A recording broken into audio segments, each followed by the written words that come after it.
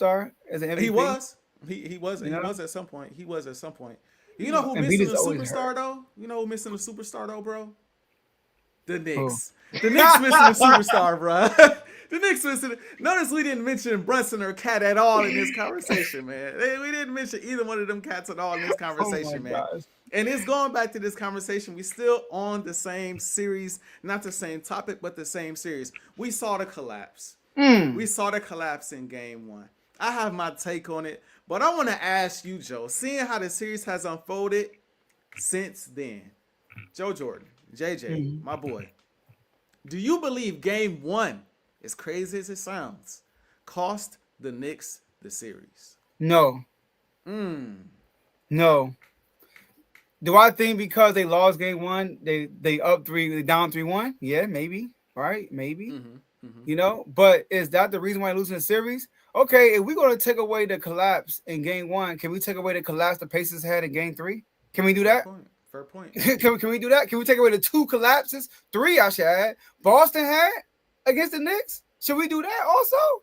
Because people, oh no, Joe, it was so historic. No one has ever came back like the Pacers did to the Knicks, where no one has missed so many open three that the Boston Celtics did against the Knicks and allowed a comeback. So I'm not going to go that route. And even if the Knicks win game one, which I expect them to do win game one, because I had the Pacers winning the six, you know, I still think the Pacers will win this series. Number one, the Pacers are really good at home.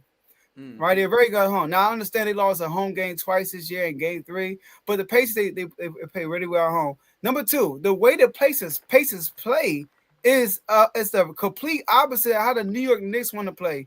Soon Neesmith or somebody hits a three, they up in your face. Soon Halliburton hits a three, they up in your face. They are constantly putting pressure on the ball handlers 24/7. It's to the point now when you watch this series, Brunson don't even bring the ball up for real. You seeing guys like Josh Hart, you know, Mikal Bridges, because they can put so much pressure on Taylor Brunson from start to finish. And then on defense, they are going to exploit the weakness. Cat, Brunson, your two best guys, they're getting killed defensively. They're becoming like literally like it got to a point when Tibbs is like, you know what?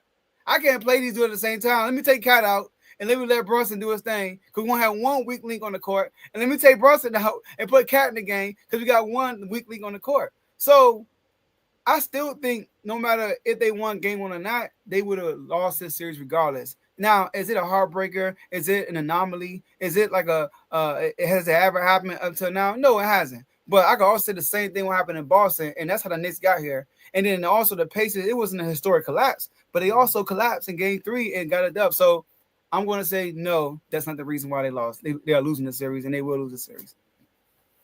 I wanna. So they in the comments lighting us up about the Halliburton thing real quick. And I just want to address because I know Dave agreed with this.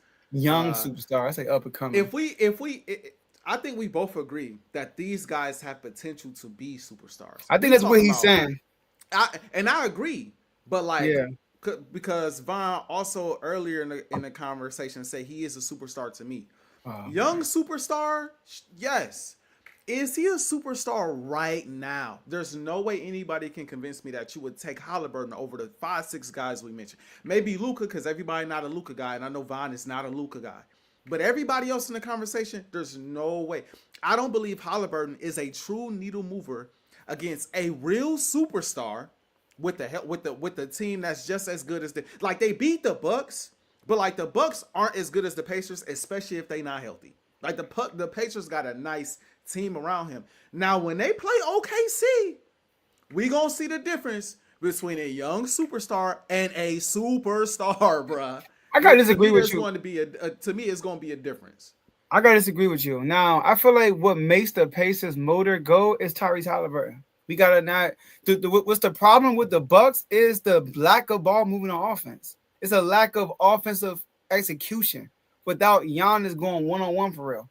But you put Tyrese Halliburton over there with the kind of guys they got shooters over there in Milwaukee. They got guys. Mm-hmm. It's just the way everything is being operated over there is terrible.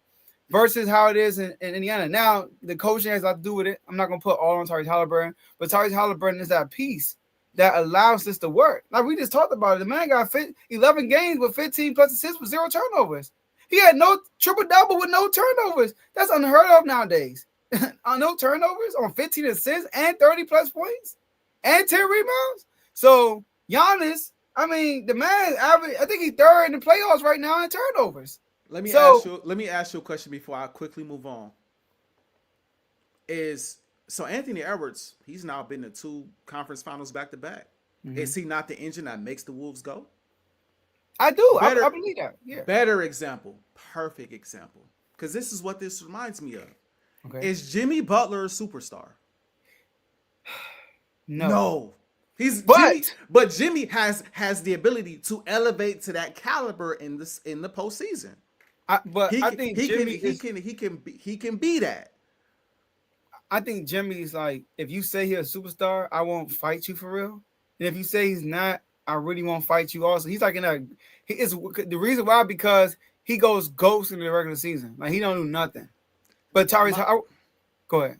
My thing, and I agree, but my thing is, bro, it has to be not only playoffs, it's got to be all year. For me, I don't feel comfortable starting this conversation just off of what we just saw. I don't feel comfortable off of this playoff run. If we wasn't saying it off, he was better. Statistically, I didn't bring it up. Statistically, he was better last year in the postseason. Nobody said he was a superstar. Nobody said he was a superstar last year. This year, it's because he's making all these clutch shots. And that's got everybody like, and he's been big in huge moments. And it's like, oh my gosh. But it's like, in the grand scheme of things, bro, I think I just need to see over a course of time him continue to play at this level, not only in the postseason, but in the regular season. I think Vaughn said it right here. Period of time. Vaughn said it right here. First, he said they are young. This week, secondly, he said they are young superstars, which I believe that is a young superstars. It's like up and coming. It's like, okay, they on the rise. And then he said it right here. They just gotta fill up their resume. True. That's exactly what AJ is saying. Like, he's saying like you got to do it for a period of time. Like, superstars earn that name over a period of time. Some guys we don't even want to get a superstar tag to until they win a championship for real. No, while Vaughn in the comments, all right. We got to slow our roll, because just like the whole Julius Randle thing, we was like, oh, apologize to Julius Randle. And then look at him now. He's terrible. Now we got to do it for a full playoff run for us to say that was he did good in the playoffs. Now we want to call somebody a superstar. He has to have a rap sheet. Like, he has to have okay, what's your resume? Joe, he got to do it with expectations, bro. That's key. He got to do it with, and that's why Jimmy Butler is lacking superstardom. Exactly. It's easier doing these type of things, bro, when you in a way kind of playing with house money. Like, people not expecting the Pacers to go on these runs. But when you're the guy and they expecting you to go, all right, we know the Pacers going to the finals because they got Halliburton. We know they're going to make a run because they got Halliburton. That brings on another level of expectation that is hard to maintain on a year-to-year basis, that Jokic, Steph, SGA, who else did I mention? Tatum, Giannis, that they have to work to maintain every single year, bro. Every single year. But I want to move on. Hey, look, Knicks fans been watching this segment like, hold on, I thought it was about us. Yeah, it's about y'all. It's about y'all. Did game 1 cost the Knicks the series? Abso-freaking-lutely it did. Ooh. Abso-freaking-lutely it did. And I'm going to explain why. First, y'all know the numbers and y'all know all the statistics, but I'm going to put it out there again before I go down this little diatribe that I have to go down through, because I was really rooting for the Knicks, because I'm really rocking with Cat. And I do like how he's played in this series, by the way. I don't think he's let me down as far as his play. I knew he would have a big-time series, but it just hasn't been enough. In game 1, New York led by 14 points with 2 minutes and 51 seconds left to play. 14 points, 2 minutes and 51 seconds left to play. They were up 9 with 58 seconds left. 9 points with a minute left. And you get some possessions. This ain't like football where they can score a touchdown, get an onside kick, and then no. Like, you get some opportunities to put points on the board. No team trailing by 9 or more points in the final minute of regulation or overtime has won a playoff game since 1998. That's the year Jordan won his last championship. For the people who do not know, the record before was 0-1,414. It is now 1-1,414. Additionally, since 1997, the year before Jordan won his last championship, no team has lost a playoff game leading by 14 or more with 2 minutes and 50 seconds remaining in regulation or overtime. The leading team in that scenario was 977-0 going into that game. The record is now 977-1. This is literally a historic collapse. Literally, I've seen teams come back, and this is why I don't like the comparison, Joe. When you say, do we take away from what happened with the Celtics, and do we take away what happened with the Pacers in Game 3? And bro, we've in the game today, we have seen teams come back from down 20 countless times. We've seen teams miss shots, turn the ball over, and things of that nature. What we haven't seen is teams giving up a 9-point lead with a minute left in the playoffs at the crib, bro. And this is the thing. This is more so because I like. So you answered the question in the way that says the Pacers was gonna win anyway. I'm answering, and you're putting respect on the Pacers, which I don't mind. My take on it is the Pacers have been playing so well, you can't give them that.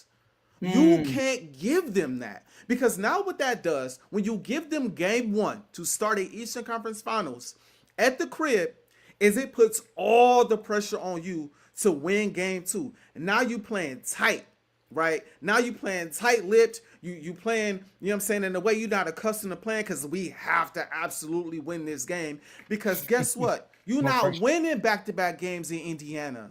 It's not happening, bro. And the thing about Indiana, they not like any other average playoff team. Minnesota Timberwolves, they'll beat you game 1 and they'll let game 2 go. They'll let it go. We did our job. We seen the Lakers, to bring up a team that I watch routinely. We seen the Lakers in 2022. Man, they're still game 1 and they taking game 2 off. We've seen several teams throughout the history of the NBA playoffs win game 1, take game 2 off if they on the road, knowing they're going back to the crib. We ain't got to go that hard. That ain't the Pacers, bro. They win that first game. Oh, we going for the second one because they playing with house money. They playing with house money. We saw it in the Cavs series. They won game 1. Oh yeah, we coming for game 2 too. And they came out and stole game 2 in the final couple of seconds of that game. And so if you're the New York Knicks, I knew, and me and Joe, we've been having this back and forth kind of banter because I picked the Knicks to win in 7. He picked the Pacers to win in 6. And after every game, Joe's like, hey, man, Knicks or Pacers in 6, Pacers in 6. And I've been hanging on to, man, Knicks in 7. The truth is, when they lost game 1 going into game 2, you lose that game, it's over. Series over. I don't know how many games, but you're not winning it. It's a wrap. I can hold on to, I'm going to go down with the ship because I picked them to win. But I know good and dang well when they lost game 2, the series is done for. It's over with. Because even if you give us a little hope in game 3, you're not going to win game 4. Even if you give us a little hope in game 4, you're not going to win game 3. Indiana not going for that. They play too well at home. And so, yes, that's why I feel like losing that game changed the whole trajectory of the entire series. Yes, you still had a chance to come back and make a run, come back and win some games for sure. But losing that game, the way they lost that game, they didn't recover. They didn't recover a game 2. Yeah, they barely, by the hairs on their chin, recovered in game 3. But Real Eyes was like, yeah, bro, it's over with. It's over with. And shout out to Halliburton, because he definitely put the foot on their neck and said, look, y'all ain't getting both these games at Indiana. I'm finna go for, 35, 12, and 15 or something like that. It's crazy. Come on, man. No turnovers. Man. And one thing I want to say about the Knicks, and I'll pass this back to you, Joe. Sometimes I can't stand the way they play, man. Sometimes, man, you got guys on the team just playing out their body, bro. Sometimes you got guys on the team doing too much, bro. This guy McBride be killing me sometimes, bro. McBride be out there trying to dribble the air out the ball sometimes. I watch him play. I'm just like, come off the ball, bro. Come off the ball, bro. Come off the ball, bro. You should see me watching the game, bro. Anytime he touches the ball, he take more than a couple dribbles. I'm like, all right, bro, you doing too much. come off the ball and it's a turnover or a missed shot or a bad shot. I feel the same way about Josh Hart to an extent. I really like him as a player because they have him playing like the 4 and he be down there begging, getting rebounds and things of that nature. But he does it from time to time. Like, bro, come off the ball. As much respect as I have for OG been tripping, in my opinion, eye test wise, all series. He been. It's a bad matchup for OG. It's a bad matchup for OG. It's and the last thing like I said, I know I said last thing a couple times ago. I'm gonna say this. Now, you good. Go ahead, rock. I'm gonna say this too. Why don't the Knicks play big from time to time? Play big from time to time. Why not play Cat and Mitchell Robinson from time to time? Why not? Because it seemed like a lot of times when Cat is out there, it's like either we going to play Cat or we going to play Mitchell Robinson. Sometimes, man, when you getting killed on the boards and you scrapping for loose balls, they look like the Lakers sometimes struggling to get rebounds. Put them both out there and just see what it look like. Because Siakam gave you 40 in game 2. I ain't bring that up yet. Sometimes, bro, just put crazy. the extra, sometimes put the size out there and just see what happens, bro. But, yeah, try it again. I ain't see it. Try it again. Try it for an extended period of time. Because Cat can play on the perimeter. Try it for an extended period of time. But go ahead, Joe. So this is I'm trying to find it. Hey, Ty, you probably know, you are in the chat. I am not surprised. This is why I can't give you it was historic, right? Because the statistically Pacers, it was, Joe. but the Pacers were historic against the Cavs too. So this is a team who already did something historic like this against the Cavs. I don't know the record. I don't know. It's Ty, correct me. It's something like with the last minute. It was the same situation. It was up like 9, something like that. Against the Bucks. Remember the Bucks and OT. So there were like historic. It's a historic number with both of those games, and the Pacers have been having this historic clutch run. So the fact that it was the Pacers that did it, I can't call it like flukish because they've done it twice already, literally. So, but I don't know this. I can't find a stat, but there's a stat that talks about it for the Bucks series and definitely the Cavs series. Correct me if I'm wrong, Joe or anybody. Didn't they make that transition at the start of Game 3? Didn't they decide to bench Hart at the start of Game 3? Or And was put that Mitch Game Robinson 4? starting? Yeah. Yeah. What was that? Was that Game 3 or Game 4? That was Game 3. They won Game 3. Now, granted, they was down 20 and they came back at the end. Yeah. That's true. So that's valid. That's valid. But I still think in spurts, you ain't got to run that lineup the whole game. But I just feel like in spurts, when they getting dominated on the boards, put them both out there, bro. That's my bad. Go ahead. No, I agree 100% because he played Mitchell Robinson, and the type of offense the Pacers play, you got to put Mitchell Robinson here and there because he played in the whole first quarter, and I know he was burnt after that first quarter, bro. Man, his production after that dropped. He basically did. I don't think he scored. I think he scored like 4 points after that, but he had like 10 in the first quarter. Something crazy. But like, he played the whole first quarter, and after that, he was just like, I know he was out of it because of how the Pacers play. But I want to add to this before we move on, Joe, real quick. What you said about the Cavs series and about the Bucks series is exactly why I am even harder on the Knicks, bro.